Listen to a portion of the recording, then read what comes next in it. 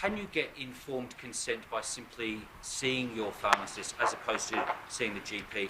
And secondly, can you talk about the two people who've sadly died taking AstraZeneca, and would you be worried if one of those people, as I understand it, or the family claims wasn't fully informed of the symptoms to look out for?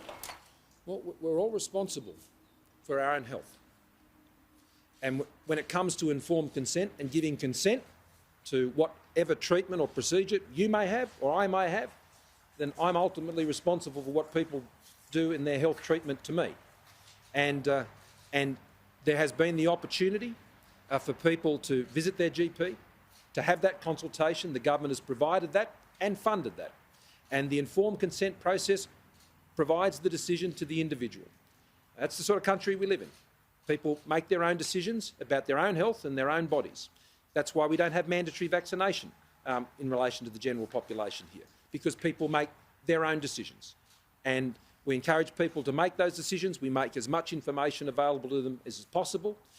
The vaccines, like any vaccine, with any vaccine, there are risks associated, and I won't go into each of the individual ones because I don't want to particularly draw attention to anyone. But we all understand that with any vaccine, there are risk factors, and they're enumerated and they're made available to people, and people make decisions about that.